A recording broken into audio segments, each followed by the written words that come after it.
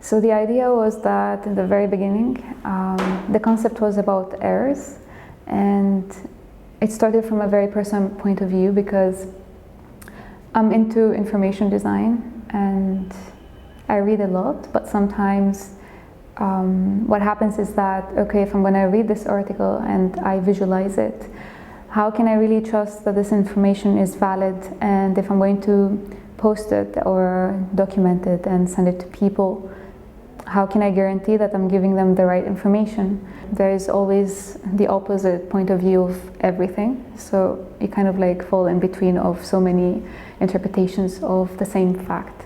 So this is how it started. Sometimes you read something now and it's the truth, but then years from now you figure out that actually it was a mistake and it becomes an error.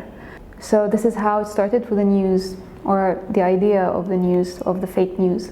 Something that has been talked about is printed, it becomes valid. People trust something that is printed, that is materialistic, something you can touch, because it becomes reality. It was philosophical, more rather than thinking of ways or tools to use for the outcome. There was no outcome yet at that time. It was the umbrella of errors, and from different point of views, the scientific point of view and the news point of view, the reaction point of view, what you see the point of view, and what is unseen point of view. In a certain time of the fellowship, it started getting more focused, and the error somehow it started getting into the point of a disease, a virus. So virus is one form of an error. For example, just like news, the way you communicate certain news, it changes from one perspective to the next. The way you talk about it, the way it jumps from one person to the next, it mutates.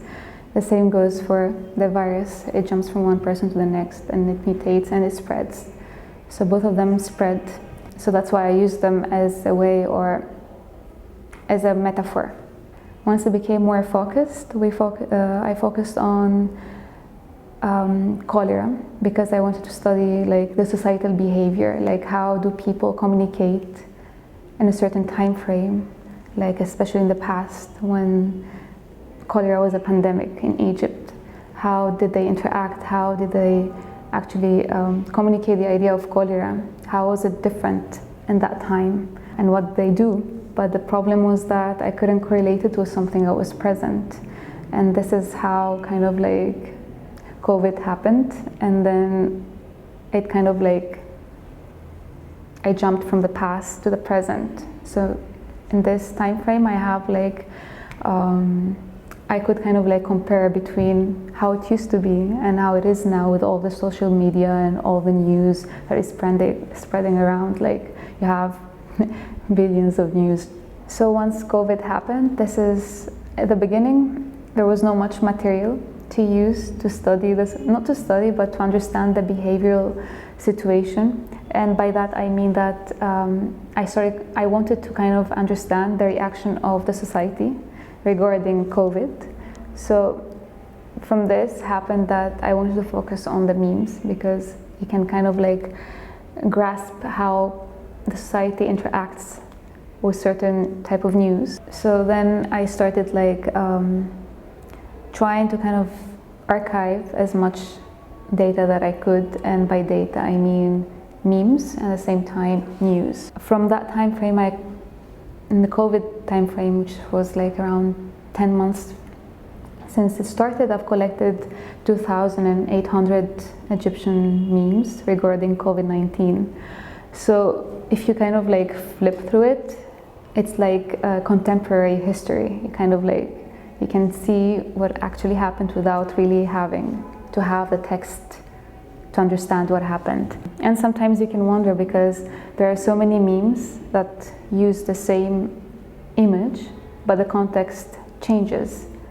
So it's like an image that doesn't have a context, but once you put something on it, it becomes factual, it becomes something that you can relate to it. The archive of memes, it could be presented, or it could be seen or taken further into different ways. For example, it could be an academic archive where it's used mostly for studying the human behavior in Egypt or COVID-19 in Egypt.